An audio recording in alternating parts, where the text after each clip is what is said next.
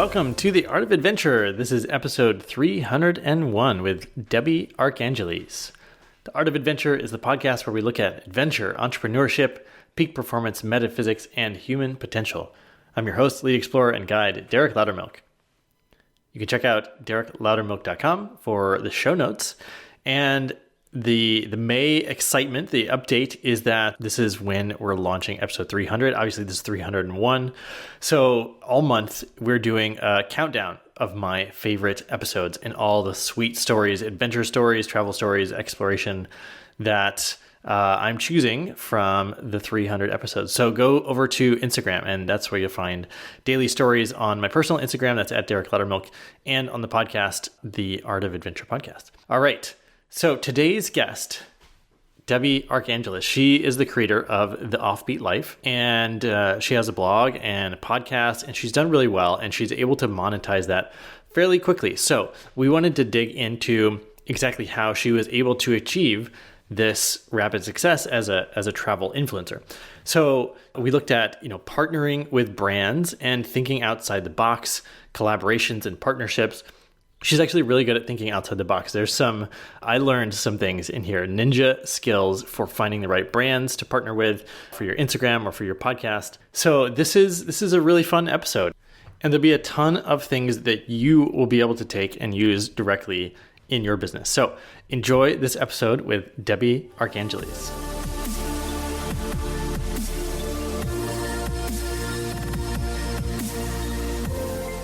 Debbie Arcangeles, welcome to The Art of Adventure. Thank you so much for having me here, Derek. I'm so excited to talk to you. And where are you now that we're all in quarantine mode? Where are you in the world? So I'm usually based in New York City, but when things started to take a turn, we actually drove down to Florida. We have another home here. So there's a backyard, there's greenery. So I thought if we're going to be stuck somewhere, I'd rather be here than in our small apartment in New York City. And I saw what I think is your fiance passed by. So you and your fiance, and as travelers, so you have a home in both places. Do you do anything like Airbnb with these homes, or how does that work? So the house that we have here in Florida, it's kind of like our family vacation home. So whoever in the family wants to use this, that's really what we do. We don't really rent it out. And then the apartment that we have in New York, we could technically do it, but our apartment, like our landlord doesn't want anyone to do it, and we're trying to respect that. So sure. We used to have an older apartment in Queens that our landlord actually allowed us to do it. So we did do Airbnb on that one. So I never want to step on their foot in terms of that, because we don't want to get kicked out. Sure. Well, that's super handy to have a place you can escape to. And a lot of my New Yorker friends are, one of them has like a little tiny cabin in upstate New York, and they're just going to escape the city for a while. Given that we're both in the sort of travel industry, but travel's kind of stopped, how are you thinking about, what are the opportunities here for you given the COVID pandemic? So a lot of the things that I usually tell the people that are going into remote work is always have different streams of income. So things like this, obviously nobody knew that this was going to happen, but this just illustrates the point how important it is to create income in so many different ways. As people who are in the travel industry, it has become pretty bad for a lot of people, but luckily with my business, I don't necessarily travel for work like that. I don't usually work with tourism boards. I tend to go more into companies that allow me to work from home. And now actually all of those companies I'm not losing because they're still really relevant to what's happening right now. So, and also I do affiliates for my website. I do posts, brand sponsorships, things like that. So it's just about making sure you have different streams of income. And that's really what I continue to do even now. So it's more sustainable for me. Could you maybe go into a little more detail, like what are your streams of income and, which ones are bigger percentage-wise? Absolutely. So about 70% of my income comes from brand sponsorships. And then I just started recently doing digital products. So about 25% of that or 20% of that is through digital products. I just wrote a book called How to Create a Profitable Podcast. So I'm getting income from that monthly. And then with my affiliates from my website, that's about 10, sometimes 20%, depending on the post that I have for that month. And we actually just started that 3 months ago, and I'm creating income from that already. So this is pretty interesting that I didn't even know I was making income from that until like a month ago. I was like, wow, this is crazy. I've had this there for months and I didn't even check. And then I had like money coming in That's in amazing. my check. Yeah. And I was like, where is this coming from? And I was like, oh, this is from all of my affiliates. Super cool. Wow. Yeah, I love discovering money that you didn't know you were making. Yeah, exactly. That reminds me, I ride bikes. Seems like every intersection where I stop for a stoplight, I look down and there's money on the ground, and I'm like, oh my gosh, there's just money everywhere. And it's interesting, right? Because so many people are like, the market is down, people are worried about the economy, and on the flip side, there's a ton of opportunity here. And it's really interesting, your positioning of helping people work remotely. All of a sudden, so many more people are working remotely. What do you think people, because now we've been doing this for a while, but if people are just starting this, there's probably some things that we totally forgot. But what's sort of the beginners of remote work that maybe you didn't expect when you started doing this? So when I first started, I didn't realize that I had to also create a routine for myself, because when you go into this remote lifestyle, you're like, oh my God, I'm going to have freedom. I'll just like wake up whenever I want. And then all of a sudden, this is going to be perfect. And then I soon realized very early on that if I was actually going to get any work done, I needed to have a set schedule for myself. So that's really what you have to do, is have routines and set them and make sure that you're able to work at a certain time, take breaks at a certain time, and end at a certain time. Because that's one thing, especially in the beginning, where you constantly want to be working, you don't know what time it is. And it could also go the opposite, where you're literally just laying in bed watching Netflix, and then you realize it's the end of the day and you haven't done anything. So that's really important to do. And what does your work schedule look like? So right now, we actually just got here in Florida in the last few days. It has been really erratic, but the last today and yesterday, it's gone back to it. So what I usually do is I wake up around 6:30, do my morning workout, have my breakfast, relax for like half an hour, and then go into work. And then I have a checklist of what I need to do that day. Now specifically, because I feel like we're so distracted with everything, I do have a community of people that I work with that are not only friends, but also in the industry that knows what this is all about. And we do like power hours together, especially when I'm distracted. This has been so helpful. And I started introducing it to other friends who don't usually work remotely. And then I do it with them, and it has helped them as well. And yeah, all of these little strategies that you do can just keep you going in the long run. Is it power hour when you guys just like do a call together and work on something for an hour, like a burst of productivity kind of thing? Yeah, so what we do is, this is actually introduced to me by Marissa, one of my friends. Shout out to Marissa. She's the founder of Darling Escapes, and she introduced it to me. So what you do is you tell each other 2 tasks that you're going to do. Obviously, you want to make it realistic. You're not going to be like, oh, I'm going to write a book for an hour or something, or a whole book for an hour. Maybe do like 4 pages or 2 pages, whatever. And then what you do is you don't talk to each other during that time. You give yourself 1 hour to do those 2 tasks.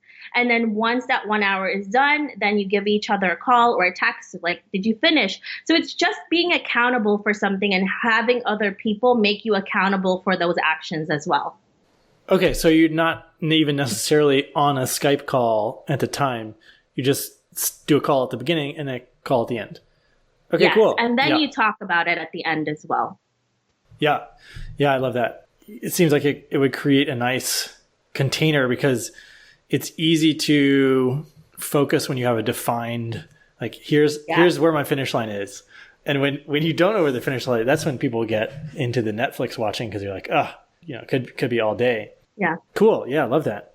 And then what about when you're traveling? Like if you're going to somewhere, I was on your Instagram, saw you were in St. Croix. So when you're actually traveling, how much are you trying to work versus just enjoying the experience? It usually is when I'm traveling. It's also for work and it's for brand sponsorships, or I'm working with a hotel or a media company. So it's all work. It's just a different type of work. And this is actually the reason why I don't like to work too much with my business. And I'm very picky in terms of if a tourism board or if a PR company wants to take me somewhere, because I can't work on anything else except for that project. And the routine is really honestly set for you because they have a set schedule for you. You wake up at 7, you start your day at 8, 8:30, and the entire day is really scheduled for you. So it can be really tough. I mean, you could be working from like 7:30, 8 o'clock in the morning until like 6 to 7, sometimes 8 o'clock at night. So it can be tough. That's why it's not just taking pretty pictures. There's a lot of things that go behind it as well. I know people think that when they see those pictures, but it takes a lot out of you as well when you do that. Can you talk a little bit more maybe about this St. Croix experience? How long were you there? What was the objective? Yeah, absolutely. So I was there for about 3 to 4 days. And really what we were doing is highlighting the island and specifically a hotel that they have there and what you can do in that island. And I did a blog post for them, social media post, an interview with one of the people working there. So it's like all around content creation for that company and also for the island itself. And how did that come about? Who reached out to who, and how did you sort of structure it? Yeah, absolutely. So luckily, I've been featured in a lot of different articles for like Forbes, Nomadic Matt, Refinery 29. So I've been featured in a lot of these different things. So they actually found me and my podcast, and they reached out to me and just wanted to work with me. And that's how it ended up happening. Cool. And so do you have a standard, like if someone reaches out to you, do you have like a standard system for sort of establishing what's going to happen, what the value exchange is going to be and how you do all that? Yeah, so since I have an established business, I mean, in the beginning, I used to just be like, whoa, a free trip, that's great. I don't do that again because I am a business. I need to make money. I have employees. I can't do that. So in the beginning, it's easy and you should be taking things that, maybe there's bartering, but at some point that shouldn't happen anymore. Unless it's like a huge, huge brand that's going to feature you somewhere and it's going to give you as much as you're giving them. But what I normally do is if it's just for a free trip, I don't take it. I think it takes away from my business. Because again, like I said, I'm just going to be working with that brand. If I'm at home, then I could work with 3 to 4 brands. So it's just cost to me, what it's going to cost me in my time. It's like, it's great, I'm in an island somewhere, but what is that really costing me in the long run? So I usually ask them what their marketing budget is, if they have some, and then we go from there and I give them what my packages entails. And that's what happens. And what was the tipping point for you where you went from free trips to starting to charge, essentially? So it's interesting because I started making money for my podcast really the 6th month that I had it. I didn't even know that you can make money as a podcaster because every time I went to these Facebook groups, everyone was like, you need hundreds and hundreds of thousands of downloads. You're not going to make a living from this. And then all of a sudden, lo and behold, 6 months later, there were like several brands that were reaching out to me and was like, how do we pay you for this? So that's really when I found out. And in the beginning, I was growing my Instagram account and I was getting like non-paid stuff. But really, once I started making money and I also started talking to people in a similar industry and niche, and they really taught me how to negotiate, making sure that I'm asking the right price, understanding if it's the right price or not. And really, that's what I started to do. And I had nothing to lose at that point because I was like, even if they say no to my price, I don't really care at this point because I still had my day job. And when I perfected that, I perfected how I talked to brands, what my pricing was, then it just became the tipping point for me. I think that after the 6 months when I started getting those brands to come to me, that was really the tipping point when I was like, okay, I could make money from this. This could be an actual career for me. So that's really interesting because a lot of people have this thinking about podcasts, maybe that if you build it, they will come and thinking. And so it sounds like you were actually maybe the opposite. Like you didn't expect people to come and want to pay you. Why did that happen for you? Why do you think they started approaching you? Yeah, so again, I think it's just my marketing for myself. At that time, like the first 3 months of my podcast, even just starting out, I started getting featured. I was featured in Refinery 29. If you don't know what that publication is, they have over 30 million page views a month alone. And that those first brands really found me from that. And then I started getting featured in more places. So when that happens, people will find you. And it's also word of mouth. They keep talking about you. And then there's writers that I've interviewed who really love what I do. So then they start writing about me. So it's just really about your marketing strategy, you getting seen, doing good work, because then PR agencies who were working with me started talking to other PR agencies about what I do.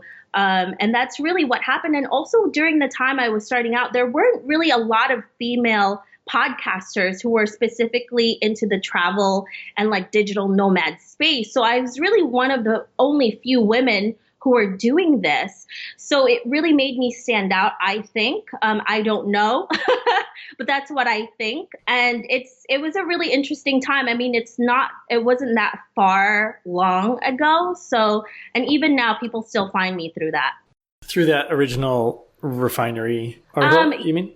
No, it's just finding me through publications, word of mouth, working with other PR agencies, even, the PR agency that I worked with when St. Croix, they really loved what I did. So now they're trying to send me to another place. So it's just, you just have to treat your clients really well. And even now I have a client, when there's a downturn right now, I just had a call the other day and they're like, how can we give you more money? I'm like, whoa, like, how is this possible? Everyone else is like, no money. And I'm like, okay, people are still giving me clients.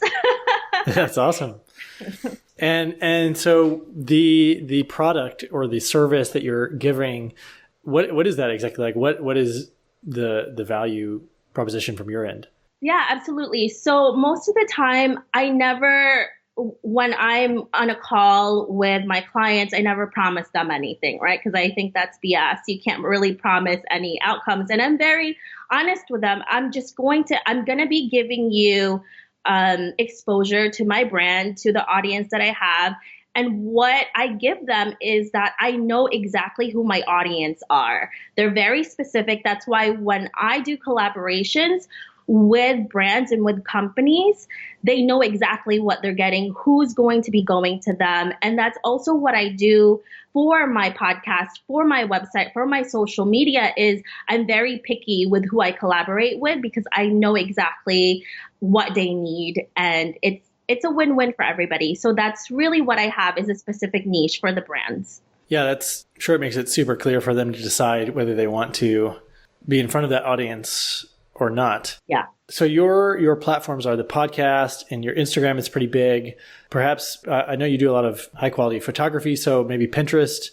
Yeah. Are those are your largest sort of value platforms? Is that correct? Yeah, absolutely. So I have the website. I have two. And then I have the podcast. I have my social media platforms. And then, like you said, Pinterest.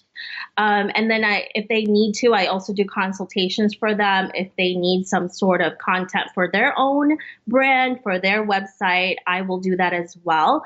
So I always tell people who are in this type of industry is always create a package for yourself so that you're not only selling yourself as a podcaster, you're having all of these other different ways for you to market their brand, right? So there's different, because I feel like in every platform, there's different people who are there. So that means you're marketing to different types of people as well. And the content that you're creating is also different. So you've got a wide range of skills. I know you went to school for fine arts. Is that correct? Yeah. So I went to school for education and art, and I majored in education and photography. Okay, cool. So you've got the actual photography media creation skill. You've got the podcasting skill. You've got, the marketing and positioning. What are some of the other key pieces that allow you to do what you do? Not being afraid to say no and just being really persistent. So there's really no secret to this. I honestly, after I got those two first brands, or I don't know, 3 to 4, in the beginning, like before even my first year happened, I was like, oh, this is great. But if I just started waiting for them to come, I would not have been able to leave my job to do this full time. So honestly, as of now, I probably pitched to hundreds and hundreds and hundreds of brands and have gotten no so many times. And it doesn't really affect me that much because there's always going to be another brand, and those brands who say no are probably not the right one for me, or not the right time, or not right now.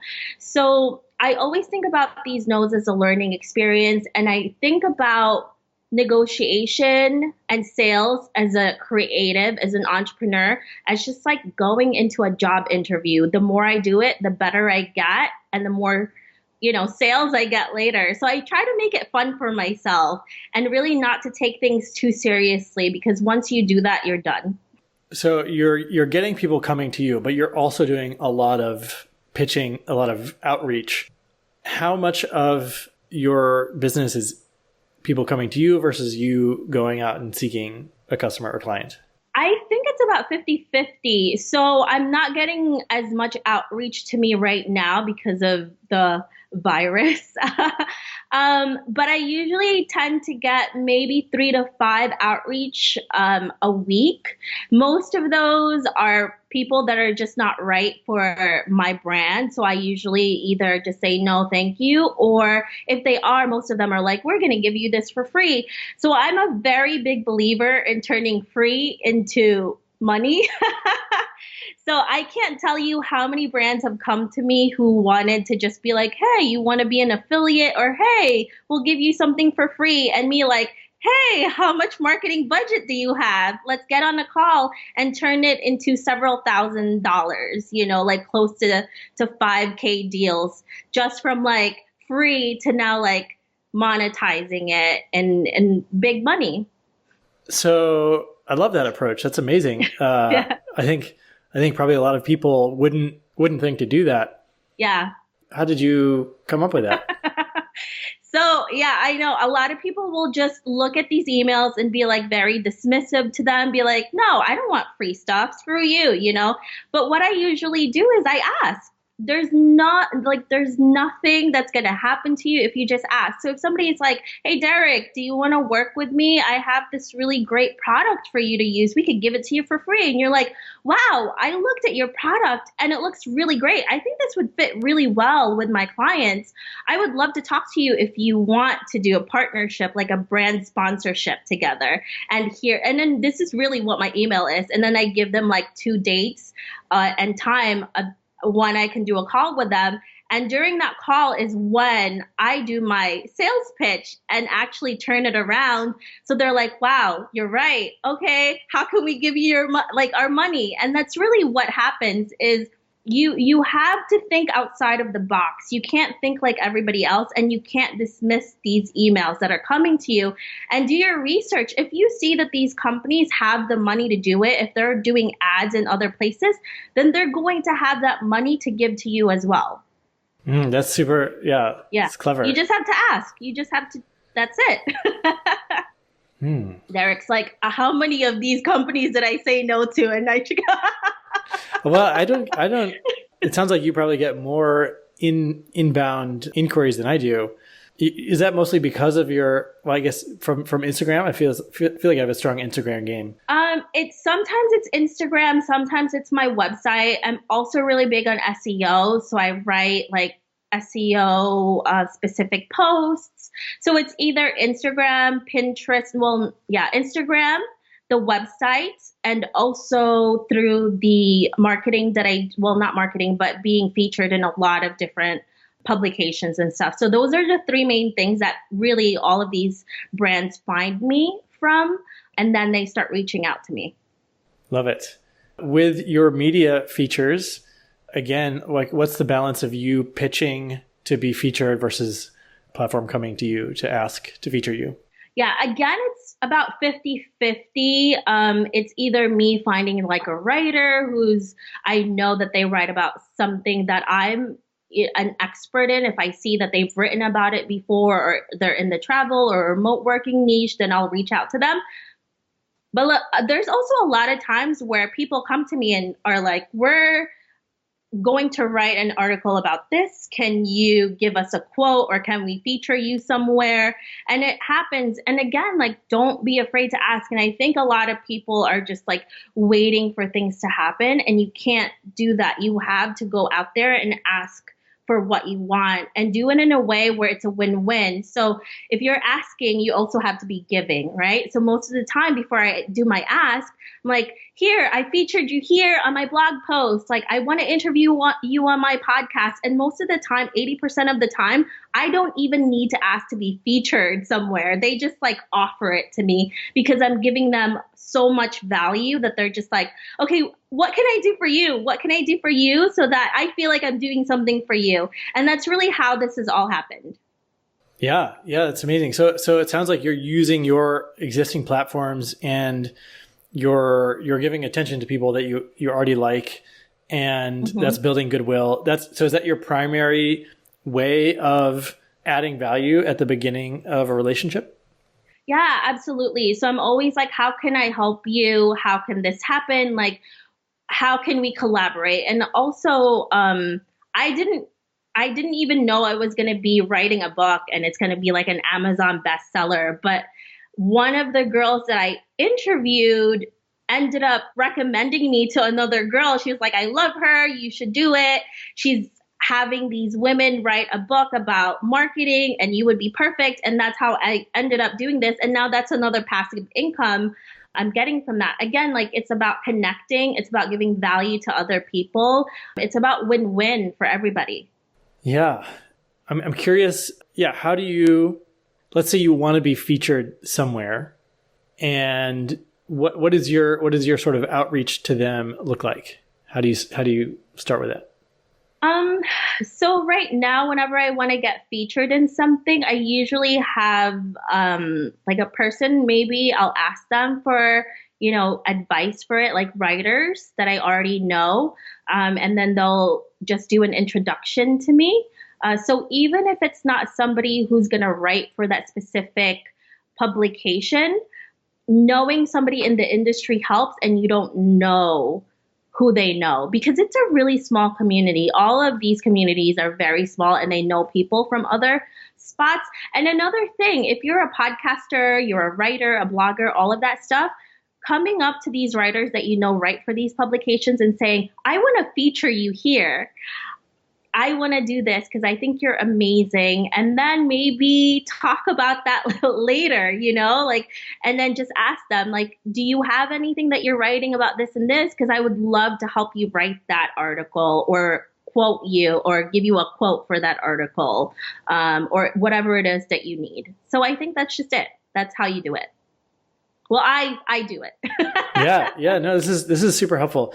And, there's first of all, that persistence, I'm noticing, you have that, that's super important. And I think that's definitely a refined skill to be able to continue seeking these things, searching for the opportunity for both parties, like seeking the win-win. And it sounds like, yeah, you're quite well connected in the places you need to be.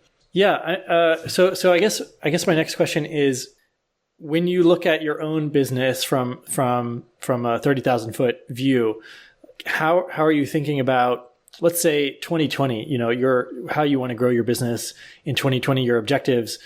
How do you think about your own progression? So it's kind of interesting because how I started podcasting and how I started monetizing podcasting is totally the opposite of what most podcasters do. Usually a lot of podcasters will do coaching or they'll have like digital products, a Patreon. And I didn't even think about that before I started actually. And then, the big thing is like brand sponsorships. That's really, what most podcasters want. But I actually started the opposite. Like I started creating income right away from brand sponsorships. And within the first year, like it was pretty crazy. So now what I'm actually trying to do is to land not less, but make more income through my digital products. And that's really why I started my new website, howtocreateapodcast.com. And then I'm creating all of these digital products, but also it really came from a need because there were so many people coming up to me and was just like, how do you start this? How do you do this? How do you monetize it? And honestly, Derek, I just started getting really tired answering emails and calls from people that I was like, and my friend was just like, can you just write it already? So during our winter break, I wrote this in a week because she was just like, did you do it? How much did you do? So I was like, oh my God, Amazing.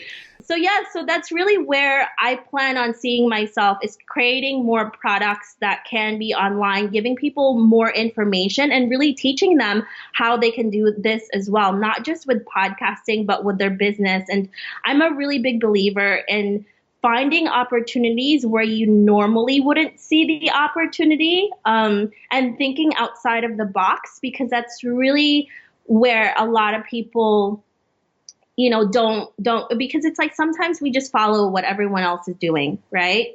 And then sometimes it's just not right for you. And if it's not right for you, what's going to be? So you have to think like a real entrepreneur, think outside of the box to really do that.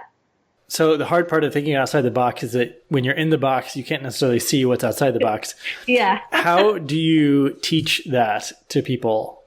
Yeah, honestly, it's just letting go of things and being okay with failure. Because I think when you're in that box, you feel really secure and you're just like, okay, if I'm in my little box, nothing can touch me. And then stuff like this, like coronavirus happens and you realize no box is safe. It can be crushed. So I think honestly right now, the one good thing that we can take from what's happening right now is a lot of people are starting to think outside of the box because they have to. So you don't want to get to the point where it's forced on you. As an entrepreneur, if you want to succeed, you constantly have to reinvent certain things, especially if they're not working. And for me, I'm a constant learner and I love to learn. So I always want to go for something that I'm not good at. And then I want to get really good at it and then think how I can make myself better. And sometimes the way people do it, it's just not the way I learn or it doesn't work for me. So I'm like always thinking, okay, how do I make this good for me? Like, for example, me and you talked about Facebook ads on my interview. And I was like, okay, how do I make Facebook ads like right for me? Like what strategies? How do I assemble it that I take it from this person, this person, this person, and then I create something new that I can do for myself? And really for me, that's so exciting. I just love learning and finding new strategies and then seeing it work. Yeah. I'm wondering if you can give another example of maybe a time when you thought outside the box and maybe were surprised that it worked. Yeah, so I actually mentioned this to a mastermind group. Like I was in California a few weeks ago and I was surrounded by a lot of podcasters and they were talking about like, what are we doing different that's been really working for us? So I am like I'm a total geek and nerd with marketing, and I still don't feel like I know anything. So that's why I'm like, please, anyone, just give me anything you have, and I will, I want to learn more. So one of the things that I found really interesting that I've done, and I don't know if anyone has done this before, but I do it. And so, for Facebook and Instagram, there's a ton of ads that's constantly being given to us. And it's really great because of the algorithm, and they know exactly what you're buying, the type of person you are, like all of the activities that you do. So they give you a specific type of ad, right? Whether on stories or just on your feed. So a lot of people will be what? They'd be really annoyed by that, right? And to just keep scrolling.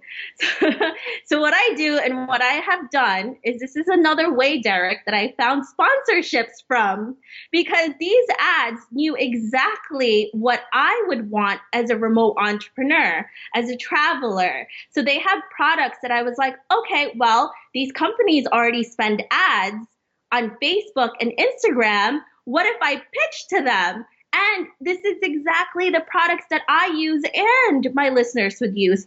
So I gave all of these different companies to my assistant. He got all of the email addresses, started pitching, and started landing deals. There you go. Wow. That's another one. I love that. That's, yeah. How did that idea come to you? Did it just pop in, or? Yeah. So one day I was just looking at it. I'm like, oh, this is good. Oh, this is good. This is another product that's really great. So then I was like, wait a second. Why can't I just pitch to these brands? Because a lot of times, like, for a long time, it would take a long time for you to keep searching products online that's like, oh, remote entrepreneurs, like, products that we use. And then all of a sudden I started seeing these products on my feed. I'm like, holy moly, I don't even need to do the research. Facebook has done it for me. Thank you, Facebook. Yeah, that's super genius. Wow. That's one of the strategies I have in my book, by the way. So there you go. I know. For everybody listening, this is like the real spender stuff. I don't know of anybody who's doing that. And obviously they're already spending. Spending. So exactly. It was funny because when I said that to my mastermind group, and I think I gave them 2 more tips, they were like, oh my God. And we had lunch together, and there was like 20 people behind me, and were like, what else do you do? And I was like, well, read my book. I don't have time to like explain this to everybody. But yeah, I mean, it's just things like that you really have to do. And you really have to think outside of the box. Really, it's everything that we need is in front of us. We just have to really observe and really pay attention what's there already. Yeah, this it's such a, tying it back to quarantine times. I think probably most people miss that observation step because they're trying to optimize productivity, or if you're really busy pitching, just trying to get all these things done, you might miss the opportunity, the bigger picture, the patterns that you're sort of unconsciously making. Do you create somehow space for yourself for these types of eureka moments to happen? Honestly, Derek, most of the time I feel like I'm not doing anything, and then I do feel guilty. No, sometimes honestly, it just comes to me, or I just observe certain things. And so I'm at a point in my business where I am able to hire a lot of people to do things that I didn't really like to do. Like I have a writer, I have an assistant, I have people who do like all of these different tasks that when I first started really took up a lot of my time. So it didn't really give me time to think, like I said, outside of the box, right? Because there's so many things that are in your head that you're so worried about. But now that I'm at a position in my business where I can hire people to do those tasks that I don't feel like I need to be in, it's given me so much more time to really think of new ideas, new strategies, the way I pitch to brands, the way I market to consumers. All of those things just started aligning because of that space I was able to give to myself. But in the beginning, I have to say it was so much work because I was working my 9 to 5. I was doing this. So it was like 18-hour days sometimes. So don't, you know, nothing comes easy. And all of his stuff started coming to me after I actually had some space to be able to think and breathe. But it's also like thinking on your feet, like thinking what's there, what's in front of you, and really being open to that too. And how long have you been, like, when was that period? How long ago was the 18-hour days time in your life? So this is a little over 2 years that I've had the podcast. So probably for that first year and a half, it was just constant work. So I left my day job a year and a half after I started the podcast. So during that time, it was constantly like that. And then once I left my day job, I think a month or two before that, I started hiring out because I was making income. I'm not a big believer of hiring anyone out unless you have money. Your business is making money. Obviously, if you're like really rich or whatever and you just have that money laying around, feel free to do that. But for most of us who don't have that, then, you just have to do the grind. And also for me, it's really important to learn what your assistants are doing to know and understand what's really happening with your business, because you don't want to be one of those people who are just clueless with what's happening in your business as well. Yeah, I love that. So it sounds like maybe 6 months you've been, six months ago is when you left your other. No, actually it was the beginning of,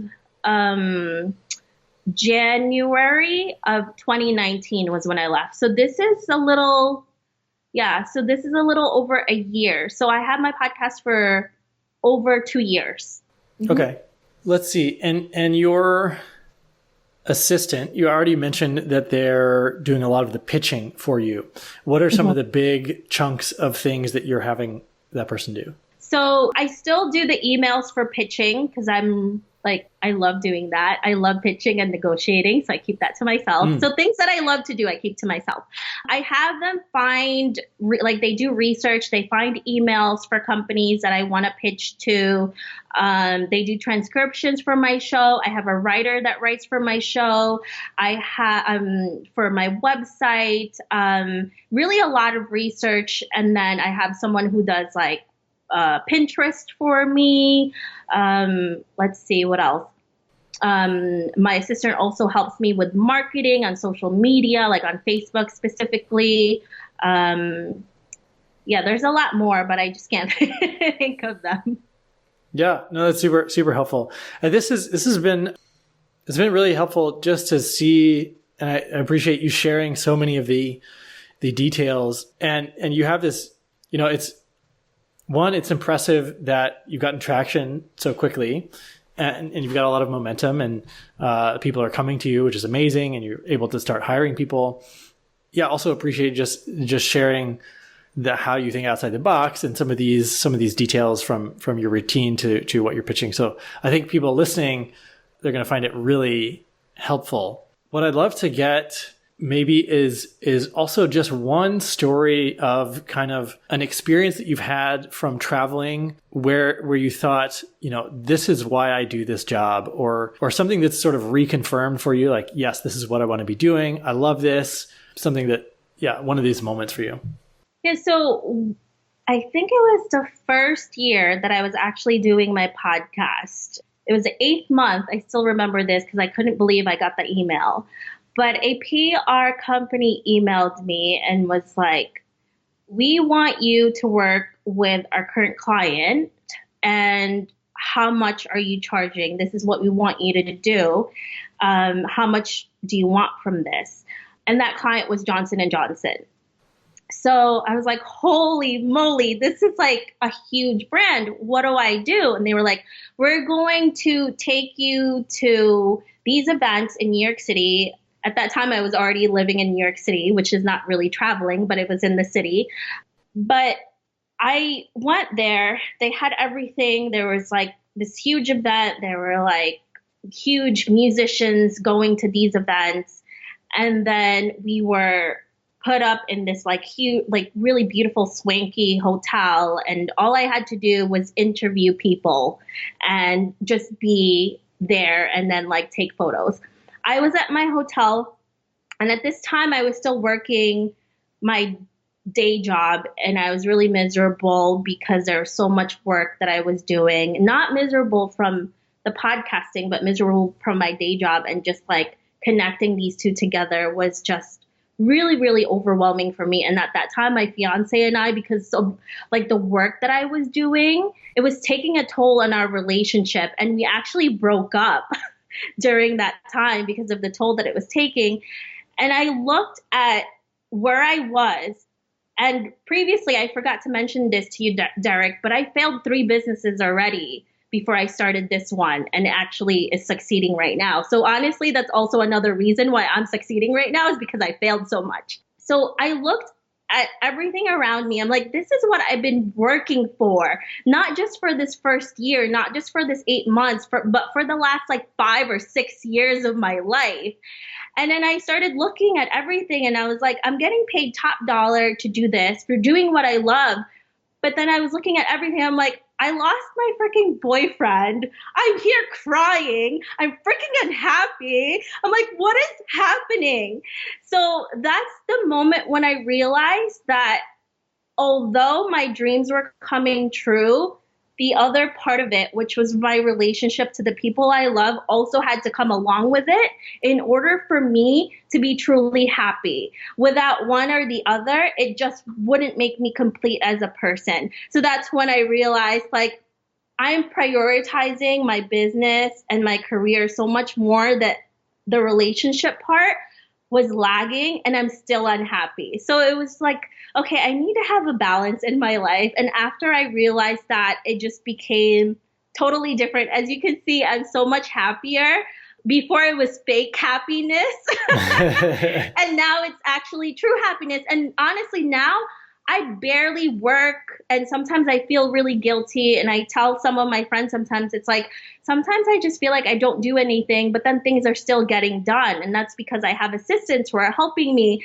So I'm like, I feel guilty, but then I really don't. And then, yeah, so really that was one of the most pivotal moments when I was like traveling, and then actually everything that I was really working for, Derek, was coming to fruition, but I was still so unhappy. But it was because I didn't know like how to balance it. You know, I had to turn some things off in order to get everything I want. Yeah, I really appreciate you sharing that, you know, because it's until you're experiencing like both highs and lows at the same time, it's easy to sort of look at somebody from the outside and say, oh, everything must be going great. I can imagine that it's just flowing easily for them. So yeah, it's really, really helpful to share that you had that sort of realization amidst even, you know, a big win. Yeah. Yeah. You know, and I also reminded a CEO, a friend of mine who runs a pretty large business, you know, 100 employees or something like that. He's always telling me CEOs are supposed to be lazy. And as you're saying, your perception of yourself as like, maybe I should be working more, or I feel lazy. I think that's actually a sign that you're on the right track. Yeah. Because it allows you to steer the ship rather than like in the engine room, like tinkering with the parts. Yeah. That's definitely something I had to learn. And it's not, you know, like I think we talked about this before. It's like you feel like you constantly have to hustle, and then you build a business that you have other people do the work for you. And then you're like, what do I do with myself? And actually, this is a time when you can make it bigger and however you want to make it, because you have all the time now. And this is a gift that you gave yourself. So take it. Yes. Is there anything we haven't covered that you'd like to share, or that you think is important for the listener to hear from you? I guess, I mean, I love this interview because you really had me talk about all this stuff, but it's just really understanding that nothing in the beginning comes easy. We all go through our struggles, even the people that look super successful. We all go through it. And I know now is a really hard time and you may feel really down. If you're not feeling productive, it's okay. give yourself space and time to do that. Because when you're not feeling it, sometimes we want to force ourselves. And I do tend to say, no, just do one thing every single day so that you feel, something, you feel good about yourself. But I think it's just giving ourselves that time to breathe and to be really caring for ourselves. Because I think too, like, we want to make sure everyone else is doing okay. And then we don't do that to ourselves. As entrepreneurs, I feel like that's always the case with us, and it's always a high and low. So just be mindful of that and just have that balance. And yeah, just be super persistent. Don't, no is not a no. It's just maybe later. So take those no's and go with it because they're awesome. I love them. Yes. Thank you for saying that. A lot of people are going to appreciate that permission from you. And also the encouragement. I mean, yes, take your persistency and keep going. Love it. Debbie, yeah, thank you so much for coming on the show. Where's the best place for people to find you online? Yeah, absolutely. So if you want to learn about remote work, how to find work online, all of those goodies, you can go to theoffbeatlife.com. If you want to learn how to start your own podcast and how you can monetize it, I have a book called How to Create a Profitable Podcast. And you can find it at howtocreateapodcast.com. So that's pretty easy to find. And on Instagram, I'm at The Offbeat Life. Wonderful. All right. Thanks, Debbie. Thanks, Derek. Bye. Bye.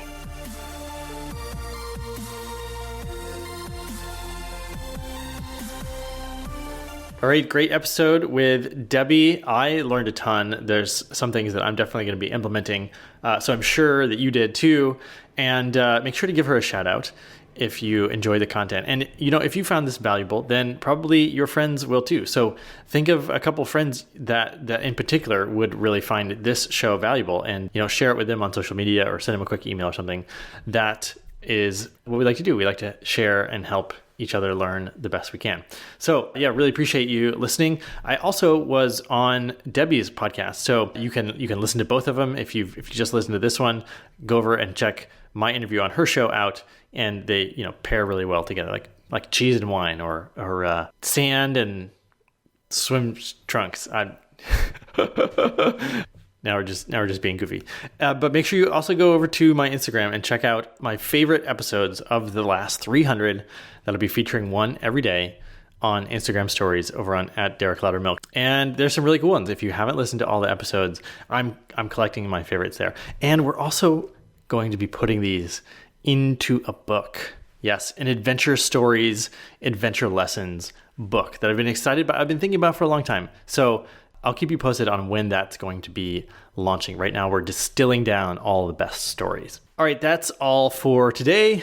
Thanks so much for listening. Now, make sure you go out there and be adventurous.